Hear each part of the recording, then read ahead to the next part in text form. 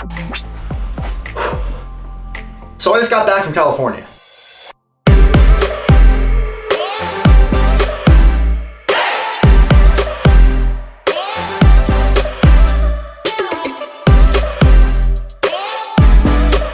Hey guys, what's up? I'm Frank, welcome to my channel, and I just got back from my first Comic-Con wearing an Iron Man suit in San Jose, California. The event was called Silicon, hosted by Adam Savage, and it was a whole 2-day event, and this is officially the first time I've worn my entire Iron Man costume to an event like this. I figured as I unpack my suitcases to get the suit back onto the stand, I could talk about each piece that worked and didn't work, and hopefully teach you guys something along the way. But before we get into all of that, if you guys could please remember to subscribe to the channel, it would really help me out, and don't forget to ring the notification bell so you can stay up to date on all of these types of videos and like the random ones I put out kind of whenever I feel like it. As a lot of you know, I've been building this costume for well over a year now, and it's been kind of done for a while with small upgrades here and there. Now I just recently repainted it right before Silicon, literally days before I left. The final paint was done. I was doing the electronics and wiring it up right before I packed it, and I want to talk about how I packed it. These are 3 hard case suitcases, which are an absolute must if you're transporting some type of big Iron Man or armored cosplay. You can get big totes or bins too, but these were instrumental for this. If it was a fabric suitcase,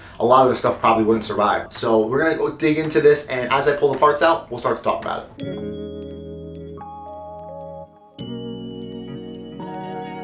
Now, I did personally carry on my helmet because just in case something, just in case something happened to my suit, at the very least, I wanted to have my helmet with me. So this was on my carry-on, and it looks like it survived perfectly. I just put some packing paper in there to, I don't know, stop it from getting crushed in. All right, you guys are gonna see some of my boxers in here.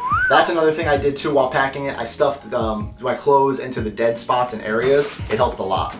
Now, first thing that was an absolute success was the undersuit I wore for the cosplay. I had gone and purchased a Mark 85 Lycra suit off of Amazon that actually matched up with my Iron Man suit. I had the upper body part on for the elbows, and I didn't end up using the legs because I ended up using compression shorts and compression socks to kind of help with that blood flow through your legs. You're gonna be standing a lot, so comfort is key. There's a lot of packing paper in here, microfiber cloths. I didn't use bubble wrap this time because when I shipped it from England to here, it got all messed up. Now the abs, I didn't really have too much problems with the abs. The only issues I had was the Velcro seam right here did start to come off a few times, so I used a little bit of clear tape to hold it on. I might go back and try to revise that with some new buckle systems I saw on other people's cosplays, but overall it did work on closing that gap, and there's a million and one ways you can do this. I tried the Velcro and it mostly worked. I'll say like 7 out of 10. The entire cod piece was in a little bit of a similar situation. Now this is one key part I definitely want to talk about in this video, is the gap filling. The thigh to waist area is going to be your biggest point of contention when making suits like this. Being able to walk comes from your hip. The more this gap exists, if there's a bigger gap in there, the more typically you'll be able to walk. So that's going to be a constant balance of how much is that gap, how far forward can you swing your leg, and how comfortable is it. Another problem I had is probably just going to be on the male side of things, and you can kind of imagine where things can get a little pinchy. Comfort is key. If you put it on and you're just standing there wearing it and you're already feeling a little chafed, it's not going to get any better as you walk. So I think what I'm going to do is go and cut more of this out so it doesn't actually come between my legs and there's more freedom. Through the whole con, you had to wear a mask, but that's because of COVID and everyone was being safe. So though it was very annoying, it was good that the convention was enforcing that policy. So underneath our helmets, we had to have masks on, but better safe than sorry. Here we have a part of my suit that actually failed, and I had a ditch in the beginning of the con, and that's the Achilles heel of the suit, like literally the Achilles heel. Now, because of the way this was designed, it wants to constantly pull the Achilles heel into the shin.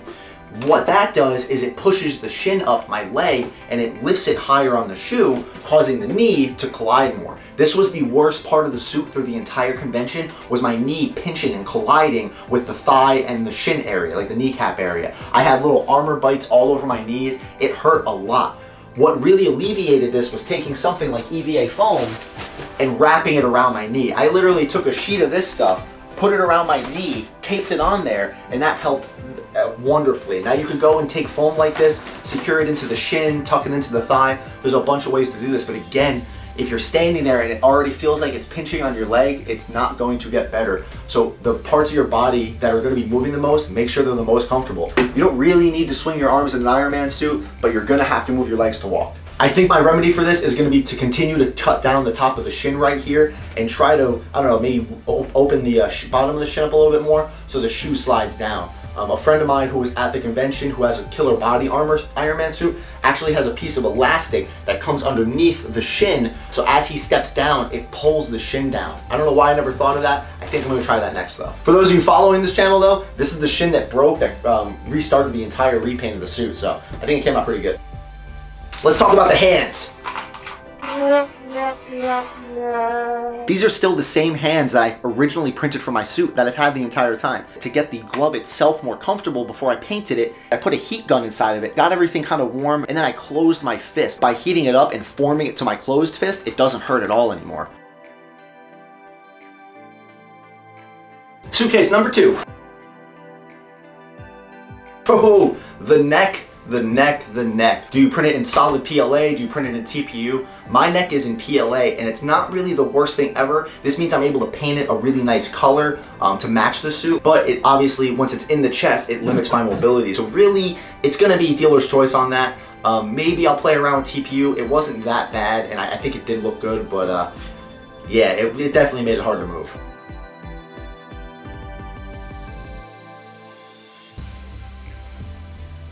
Do you guys remember my brand new, really shiny, awesome paint job? This is an important part. This is the outside of the bicep. This is the inside of the bicep. This other one's even worse. Look at all of that paint loss. It's all scratched and damaged. Even when I was talking about my shins getting pushed up and rubbing on the knees, even inside the thighs here had gotten rubbed off and like kind of messed up. And then where the cod piece is touching the thigh, any overlapping spot, if you plan to wear this thing, it's going to get scratched and damaged. There's nice felt and padding all over my suit. Paint still wears off. There's really no way around this. There's a reason, you know, car paint scratches so easy when you just rub it with like a belt buckle or something. It's paint. It's not this impenetrable surface. I do have to say something though, since the entire base coat of the suit is now gold, as everything wears off, you can actually see the gold peeking through the gunmetal and the red, and I think that's kind of cool. If any pieces took the most damage during all of this, it's for sure the thighs and the biceps. I did redo the strapping system again. Previously, the way that the thighs were held up with these straps is the buckle sat around my waist. And what that did is it had problems with colliding with the cod piece. The actual physical buckles were just causing problems as the cod piece kind of moved up and down. It was getting caught, it was pushing on my like hip bones. So what I did is I moved the entire harness system up, and now this way, when I buckle the thighs into the suit, the buckles themselves sit much higher on my stomach and they aren't colliding with that. There's a lot more room up here in the suit, so maybe consider that when you're moving buckles and straps around, and it was a lot more comfortable.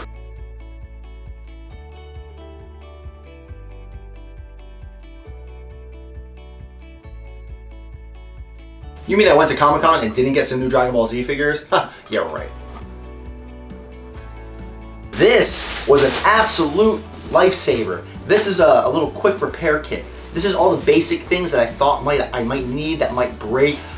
You know, wire cutters, extra wire, electrical tape, solder, super glue, a little bit of extra Velcro and straps, a couple extra connectors and plugs and pins, LED eyes. It wasn't much, it didn't take up much space, but I could pretty much, aside from like the suit catastrophically breaking in half, I could fix anything that really happened at the con.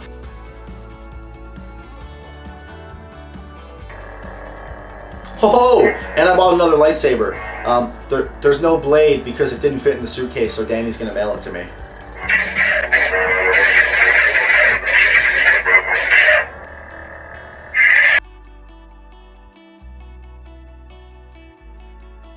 Here's the lower back area I was talking about that connects up to the side of the abs, and just it was that Velcro that started to fail, but a little bit of tape remedied it, and the clear coat stopped the paint from coming off. I was able to peel the tape right off, and it's still fine. The shoes. Oh boy, the shoes. Comfort is key. You're gonna be standing around on your feet all day walking in an Iron Man suit that's gonna weigh at least 10, 20, 30 pounds spread across your body. Please, for the love of God, just don't print out solid PLA shoes and stuff some foam in there and think that's gonna be okay. If it works for you, great. I'm gonna take a chance and say it probably isn't the most comfortable thing ever. Make shoe covers. Cutting up shoe files in Mesh Mixer or some type of 3D modeler program is super easy, and then you can wear any shoe you want, be comfortable, and then it looks fine. People don't notice the things you think they notice. Nobody was looking at my feet, they didn't care. So be comfortable above anything else. The way my whole back plate was designed, definitely a saving grace as well. Having these straps, these large tabs that go over my shoulders to wear it like a backpack has always been absolutely instrumental for holding everything together, and it's so comfortable. There's padding under this, the whole chest and abs just kind of hang over it, almost like a hinge system, and I'm really happy with this choice. Now, for the first time since I've moved into the new house and with the new paint, let's get this thing on the armor stand.